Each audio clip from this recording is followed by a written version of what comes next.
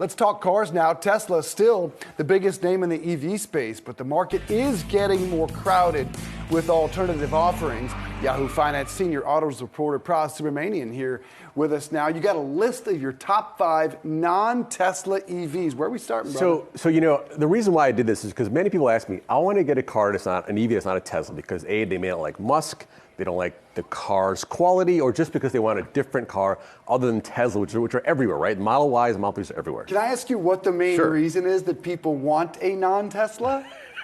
I'm telling you, I get Is it Elon? It can be, but it also can be. Polls have shown that. But also, I want a car that's different. I don't want to have a Tesla. There's so many Model 3s and Model Ys everywhere, right? It's my dog argument, man. Yeah, it's ubiquitous. Americans like individuality. 100%, right? 100%. So that's why I put together a list, not just for you know, people that ask you questions, but our viewers and, I love this. And people like that. So I'm going to kick off with the Chevy Bolt EUV, which I actually drove. I like this car a lot. It's very cheap, starting at $27,400, right? This is even before tax credits. Nicely pointed interior, actually drives very well, front motor design, and really good packaging. And actually, I think it's the perfect daily driver for most people. And no sub $30,000 answer from Tesla, which is a major issue plaguing them, right? That's right. The Nissan Leaf actually is pretty cheap, but it doesn't get that tax credit because it's built in Japan, right? So this is a big deal for GM, and that's why they sold so many Bolts last quarter, right? Yeah. Secondly, let's talk about the sedan, right? The classic sedan, the trustworthy sedan. I like the Polestar 2 here from the lands, the shores of Sweden, right? The Polestar 2, a very nice looking 4-door sedan here, drives very well, nicely appointed as well. Beautiful Swedish interior, I think. Car is great balance, and for $48,000-ish, I think is a kind of a value in a world where new cars cost around that kind of money there, Dave. So I'm a big fan of that Polestar. And secondly, third choice here is America's favorite choice is the SUV, right?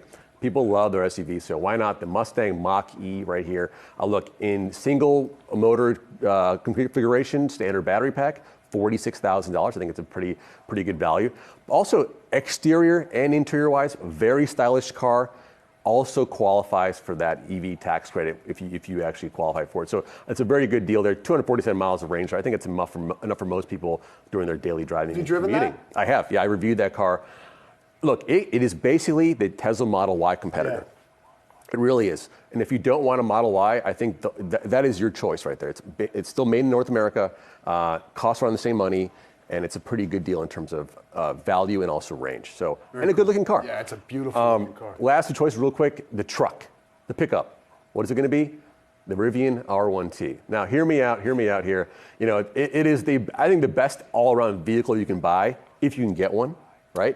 Right. Can you get one? That's the main issue. The company struggling to ramp these up. Of note, though, the dual motor design will come out with the standard battery pack this spring. That'll cost around $73,000 for 270 miles of range. I think it's pretty good for a truck, and that also qualifies for the tax credit. So if you can get your hands on it, I think it's a pretty good deal. Lastly, Dave, luxury car all in. Where are we going here? Lucid Air. This car is alien technology. It's alien technology. Alien technology. It looks the part, right? Inside and out. But it has the Formula E race spread kind of technology inside.